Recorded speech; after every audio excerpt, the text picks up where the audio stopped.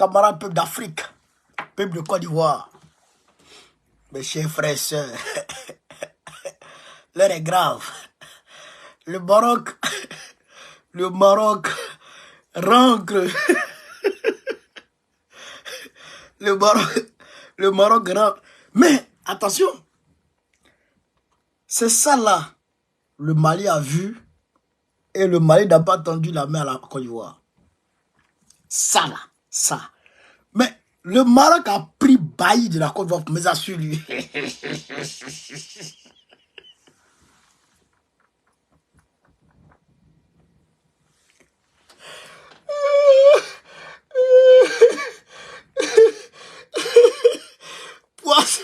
Poisse d'Agragno.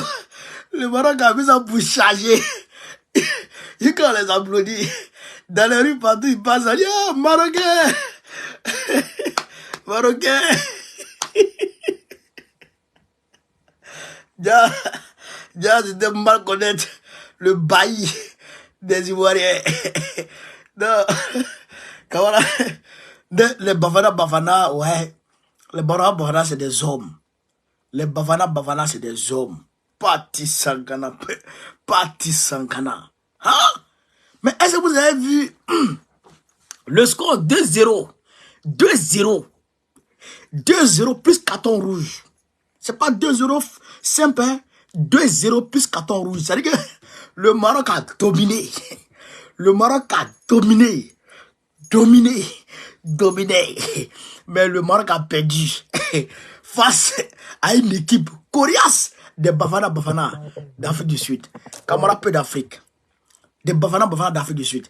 Il faut dire que les Bafana d'Afrique du Sud, Charles Ada, merci pour l'histoire. Charles Ada, merci. Il faut dire que les Bafana de l'Égypte, chez camarades peu d'Afrique, pardon, de l'Afrique du Sud, les Bafana de l'Afrique du Sud, ils ont fait 17 matchs. 17 matchs, 2 défaites. En 17 matchs, 2 défaites. Une défaite avec le Mali et une défaite contre une autre équipe. Ils n'ont pas fait défaite comme ça, hein, avec tout le monde. Hein. Les Bafana, c'est des 10.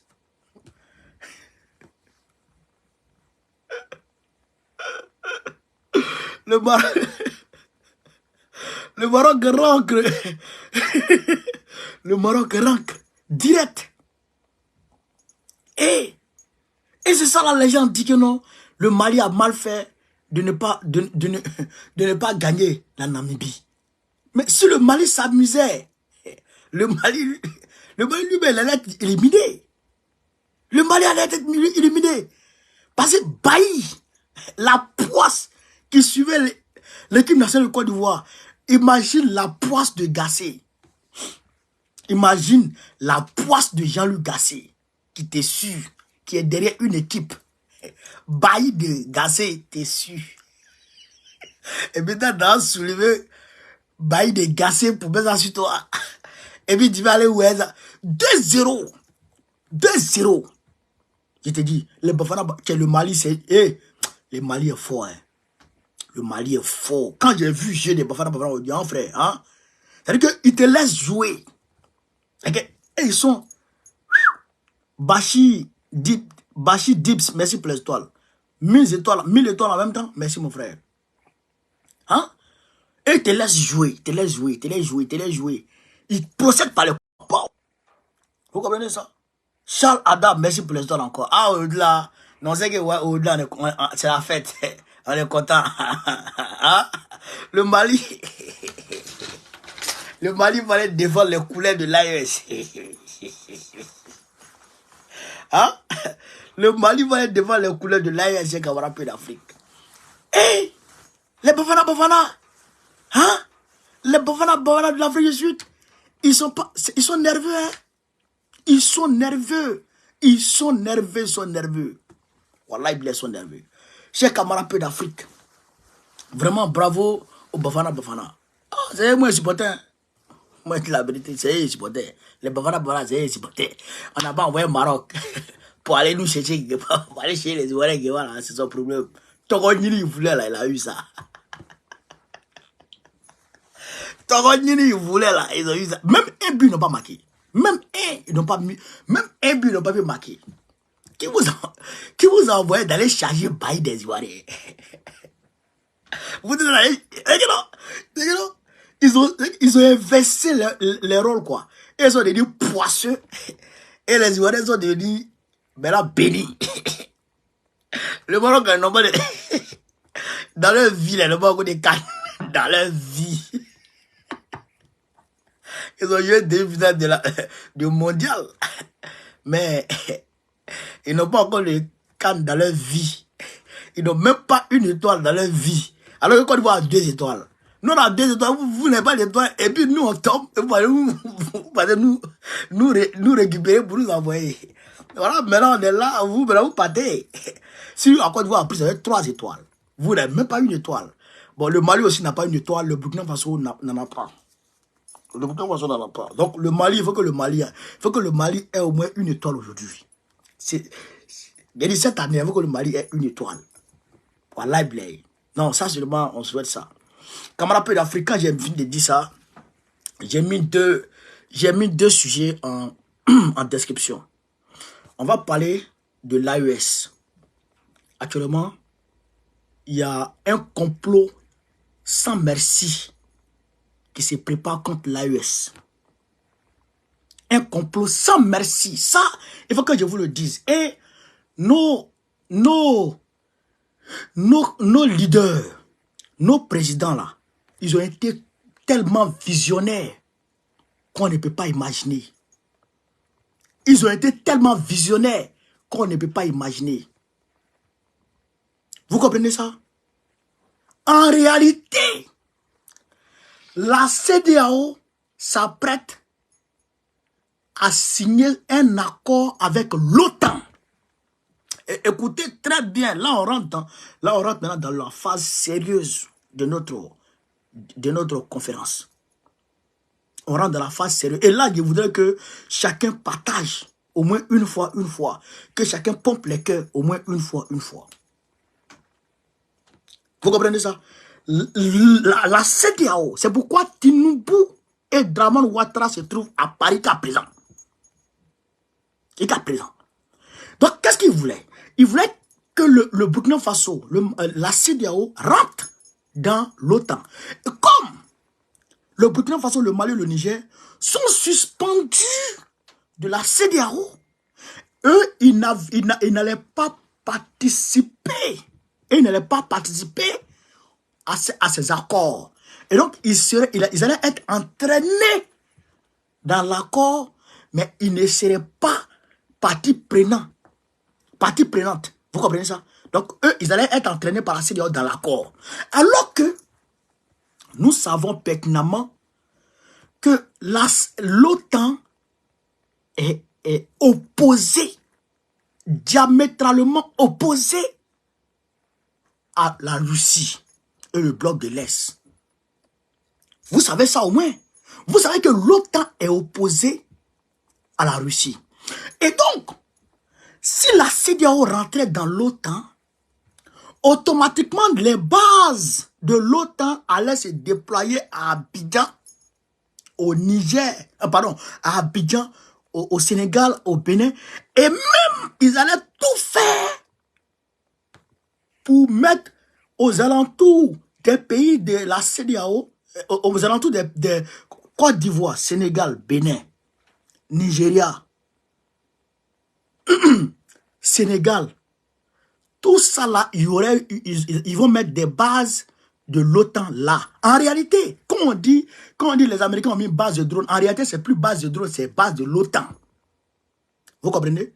C'est base de l'OTAN. Parce que, si vous réfléchissez, quand Anthony Blinken était parti au Niger, où il a rencontré Bazoum, il avait dit que l'OTAN allait poser une base à Agadez. Une base de drone à Agadez. Cette base de drone là, qu'est-ce qu'elle allait faire? Elle allait permettre non seulement de renseigner la CEDEAO et la France par rapport à leur histoire de force de la CEDEAO anti-putsch là. Et en plus de cela, ça allait permettre à l'OTAN d'attaquer les pays de la CEDEAO. Les pays qui sont le Mali, le Burkina Faso, le Niger. Vous avez entendu Hassan Ouattara quand il a dit que comment on appelle, les États-Unis, devant Anthony Blinken, que les États-Unis vont les aider à pallier au problème du Sahel. Pour que des régimes démocratiques arrivent. Vous comprenez? Donc, c'est dans cette veine qu'ils veulent créer, ils veulent un accord, signer cet accord-là avec l'OTAN. Et cette force-là, si elle est déjà créée, cet accord, s'il est déjà signé, non seulement cet accord engage le Mali, le Burkina Faso, tous les pays membres de la CEDEAO, mais encore, cet accord-là, qu'est-ce qui sera contenu dans cet accord? Dans cet accord, il sera mis que s'il y a un coup d'État quelque part, une force sera levée pour aller remettre l'ordre. Charles Adam, merci encore. Une force sera levée pour aller remettre l'ordre. Et donc, cette force-là, la CEDEAO va donner son accord, va donner quitus à l'OTAN d'intervenir avec cette force-là. Autrement dit,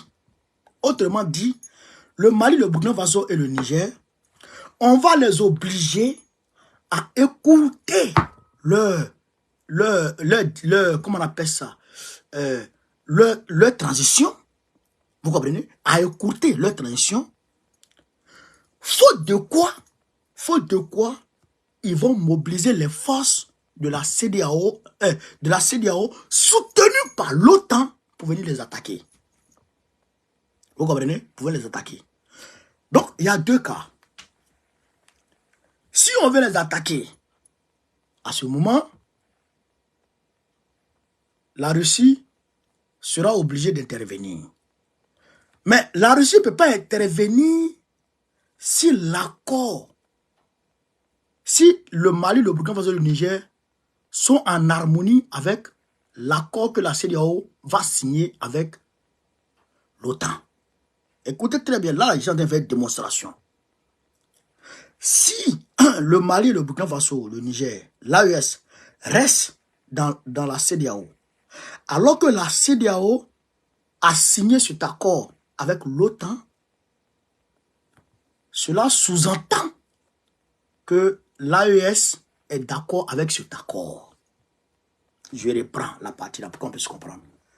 Si l'AES reste dans la CEDEAO et que la CEDEAO, à travers les Draban, vont signer l'accord avec l'OTAN, ça veut dire qu'ils sont d'accord avec cet accord-là. Donc, à ce moment, même si l'accord s'applique à eux, et que si l'OTAN se lève conformément à l'accord qu'ils vont signer avec la CEDEAO pour venir agresser le Mali, le Burkina Faso et le Niger, la Russie ne peut pas intervenir. Puisque on a signé l'accord devant vous et vous êtes resté dans la CEDEAO, c'est que vous êtes d'accord avec. Vous comprenez la logique? C'est pourquoi, pour ne pas être d'accord avec l'accord qui sera signé, que la CEDEAO, l'AES s'est retiré de la CEDEAO pour dire que l'accord que vous partez signer là, non seulement on n'est pas d'accord avec ça, mais on quitte la CEDEAO. Cela donne maintenant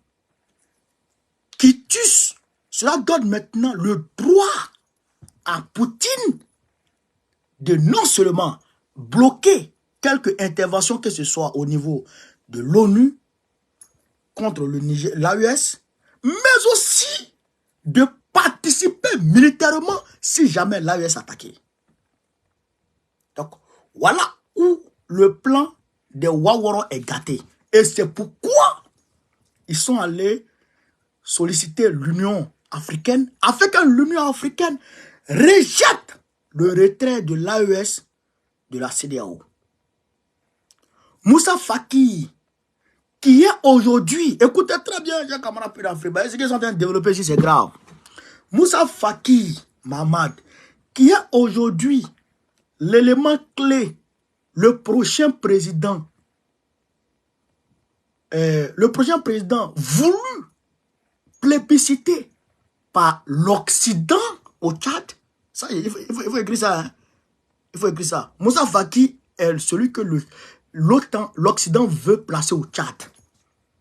Alors, Moussa Faki étant président de la commission de l'Union africaine, on demande à Moussa Faki de monter au créneau pour rejeter le retrait comment on appelle ça, de l'AES de cet accord, de la CEDEAO. Alors, Moussa Faki, marionnette de son État, Waworo de son État, Kodjougou de son État, Fafro Fakayakri de son État, il se lève et il dit que l'Union africaine n'est pas d'accord avec le retrait. Mais ça, c'est ton affaire. Ça, c'est ton affaire, Moussa Faki. Si l'Union africaine veut qu'elle fasse ce qu'elle veut, et si l'Union africaine s'amuse, on va quitter l'Union africaine. Et je vous dis, vous qui êtes ici en France, vous qui êtes ici en France, en Europe, on va organiser une grande manifestation incessamment pour démontrer notre soutien à l'AES, au retrait de l'AES de la CEDEAO. On va mobiliser vous. Parce que quand on dit mobiliser vous, vous restez dans vos chambres. Je n'aime pas ça. Là, on est 4140 personnes sur Facebook. On est 200 personnes sur TikTok. Écoutez-moi très bien. Quand on dit sortez, sortez. Vous avez compris? Voilà. Donc, l'AES a bouleversé leur stratégie. Donc, maintenant, c'est pourquoi la CEDEAO s'est levée pour prendre un communiqué disant que oui, eux, ils n'ont pas encore reçu de trucs formels, mais les courriers, les notifications leur ont été envoyées. Le Niger a envoyé, le Mali a envoyé, le Burkina Faso a envoyé. Tout a été envoyé hier. Donc, ceci étant envoyé, il reste maintenant, selon les textes de la CEDEAO, le Burkina Faso, l'AES a 1 an pour sortir totalement de la CEDEAO. Mais à partir du moment où on a dit qu'on n'est plus dedans, il vous a été notifié qu'on n'est plus dedans, cela veut dire qu'à partir de cet instant, tous les accords que vous allez signer ici et là n'engagent plus l'AES. À partir du moment où, juridiquement parlant, hein, à partir du moment où l'AES a manifesté son désir de sortir, non pas de, a notifié son désir de quitter sans délai la CEDEAO, cela revient à dire que tous les accords, juridiquement parlant, que tous les accords qu'ils vont signer ici et là, ça n'engage plus l'AES. Donc cela veut dire que si jamais le Mali, la CEDEAO veut lever sa force de malédiction, sa force démoniaque avec les terroristes de Biden et Macron, alors cela n'engage plus la CEDEAO, l'AES, ça sera une agression, une invasion de ces 3 États par l'Occident. Alors, l'AES peut maintenant faire appel à l'article 51 de la Charte des Nations Unies, c'est-à-dire appeler la Russie, la Chine et consorts à venir l'aider. Donc, maintenant, leur plan là, s'ils engagent, automatiquement, c'est une 3e guerre mondiale qui s'ouvre. S'ils engagent leur agression, automatiquement, c'est une 3e guerre mondiale qui s'ouvre. Donc, maintenant, qu'est-ce qu'ils peuvent faire? Ils veulent procéder maintenant par les coups d'État. Mais, quel coup d'État vous voulez faire? Et je dis ici, tous ceux qui seront pris dans les tentatives de coup d'État contre nos 3 pays-là, frère, tu seras cloué au poteau. Ah, bâtard. Il n'y aura plus de cadeaux. Il faut qu'on soit rigoureux. Le Ghana a condamné à mort 6 personnes pour tentative de coup d'État. Personne n'en a parlé. La décision est tombée la dernière fois. Je vous ai fait venir ça ici. Mais on va condamner il faut qu'on remette dans nos constitutions là-bas et que la peine capitale doit revenir. Pour que les traîtres sachent que ce n'est plus la prison où ils vont aller, mais ils iront ailleurs. Chers camarades peu d'Afrique. Vous avez compris? Vous avez compris? Donc, aujourd'hui, c'est-à-dire que c'est gâté pour eux, c'est mélangé pour eux. Donc, ils veulent se baser sur les 1 an qui restent. Ils veulent se baser sur les 1 an qui restent pour essayer maintenant d'essayer de mettre le croc en jambe à l'AUS, mais ça ne va pas, ça ne va aller nulle part. Et ils remettent en cause, écoutez très bien, ils remettent en cause la légitimité des 3 pays, comme c'est des régimes militaires, de parler au nom du peuple, du peuple de l'AES. Mais là aussi, nous on est historiens. Là aussi on est historiens. Là aussi on est historiens. Je vous dis, Moussa Traoré du Mali, il était quoi? Militaire. Sénou Kounché du Niger, il était quoi? Militaire. Sankoulé Lamizana du Burkina Faso, il était quoi? Militaire. Voici les 3 hommes qui ont commencé la CEDEAO avec les pères. Donc, à partir du moment où des régimes militaires mettent en place la CEDEAO, et il n'est prévu nulle part dans les textes de la CEDEAO qu'un régime militaire ne peut pas décider. Sinon, les militaires ont géré les pays ici. Hein. Les militaires ont géré les pays ici. On connaît ça. Jerry Rawlings, il a géré le Ghana, il était là. Et il était dans la CEDEAO. Plusieurs militaires ont géré les pays ici. Donc, tout ça, tous ces arguments-là tombent à l'eau. Tous ces arguments tombent à l'eau. Maintenant, ce qui leur reste maintenant, c'est d'agir comme des brigands sans aucune base légale. Mais si vous faites ça, vous allez nous trouver devant vous. Parce que vous avez essayé par le terrorisme, ça n'a pas marché. Vous avez essayé de nous embarquer dans un bateau pour nous séparer de la Russie, ça n'a pas marché. Maintenant, si vous voulez vous jouer les brigands, vous allez nous trouver devant vous. Idriss Doumbia, merci pour l'histoire. Idrissa Doumbia. Vous allez nous trouver devant vous comme des bonhommes et on va se frapper. Donc, je le disais dans mon direct précédent, nous, nos vies ne sont rien à côté de l'AES. Je le dis et je souhaite que tout le monde soit dans cet état d'esprit. Il faut qu'on soit prêt au sacrifice ultime pour protéger l'AES. Je le répète ici. Il faut qu'on soit prêt pour le sacrifice ultime pour protéger l'AES. Les troupes vont manquer. La Russie n'a qu'à fabriquer les armes. La Chine n'a qu'à fabriquer. La Corée du Nord et tout cela. Turquie et tout cela n'ont qu'à fabriquer les armes. Ce n'est pas les troupes qui vont manquer sur le terrain. Si ceux-là veulent nous attaquer, nous tous, toute la diaspora va descendre là-bas. Tous les peuples vont devenir des militaires. Nous tous, on va devenir des militaires pour protéger l'AES jusqu'à la mort. Jusqu'à la mort. Parce que je ne comprends pas les gens. Je ne comprends pas les gens. Je ne les comprends pas. Des gens qui ne se lavent pas. Qui ne se brossent pas. Des gens no-go. C'est eux qui vont décider nous nos destins. Qui ont décidé nous nos destins. Nous. Pourquoi? Pourquoi? On dit. Nous, on dit. Nos pays là. C'est que vous avez volé. Est-ce qu'on vous a encaissé? Depuis le 14e, depuis le 15e siècle jusqu'à aujourd'hui. C'est que vous avez volé. C'est que vous avez ramassé. Est-ce qu'on vous a dit d'encaisser? Est-ce qu'on vous a dit de rembourser? On ne vous a pas dit de rembourser. Mais on dit ça suffit. Ça suffit là. Si vous ne voulez pas entendre là, vous allez entendre ça. Ça suffit, on vous a dit là. Si vous ne voulez pas entendre ça là, vous allez entendre ça d'autres manières. On ne va plus se laisser faire. Jamais on va se laisser faire. Jamais on va se laisser faire. Vous avez compris?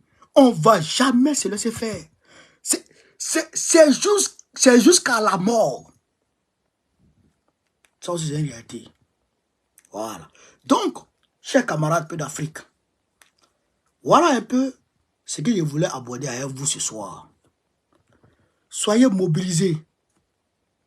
Soyez mobilisés comme un seul homme. Mettez le cœur sur Facebook, mettez le cœur sur Facebook, mettez le cœur.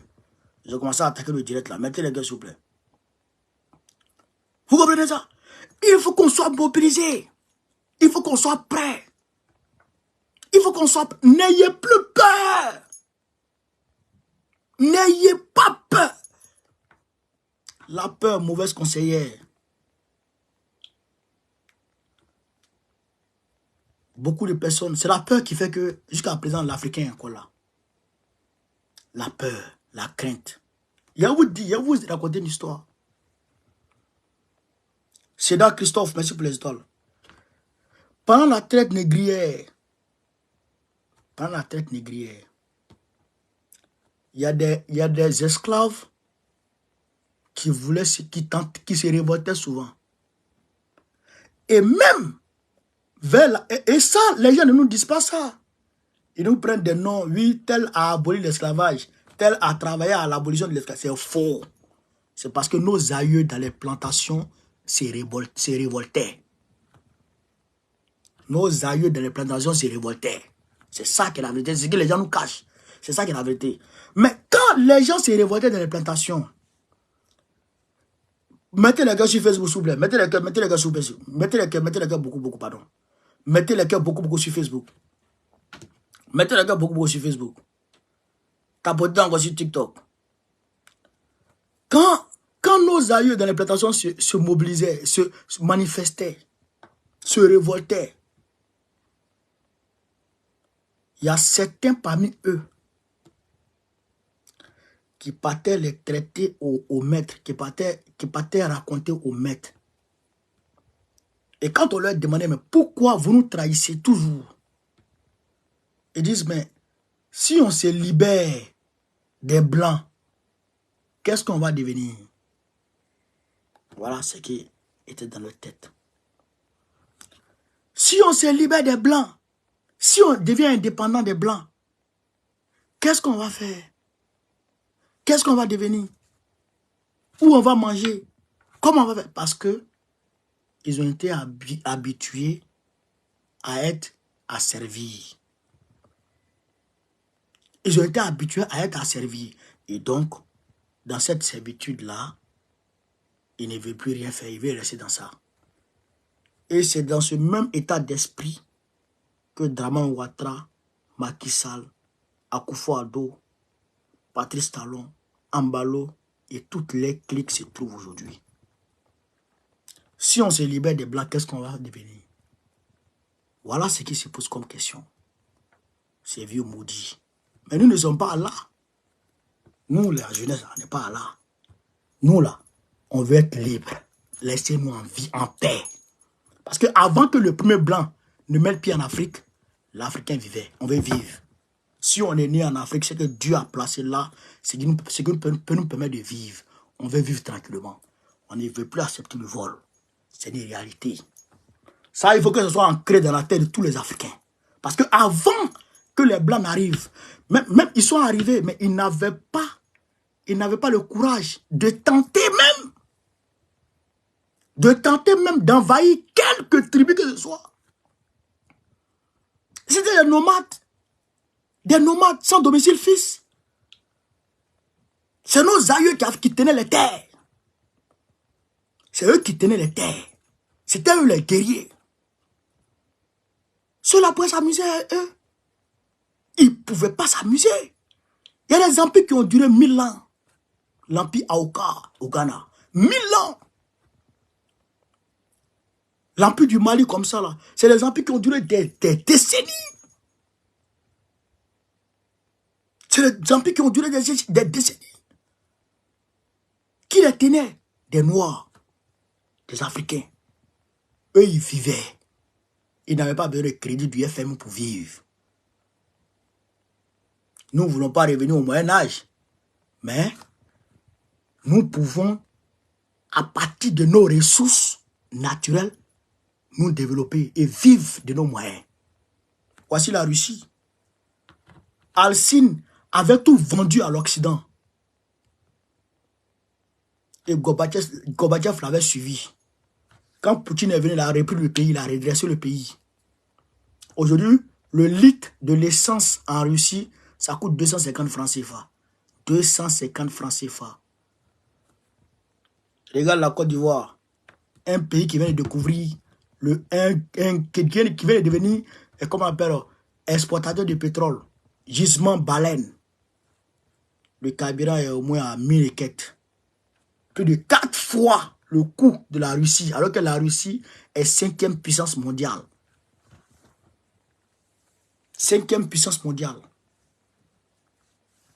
Vous comprenez ça?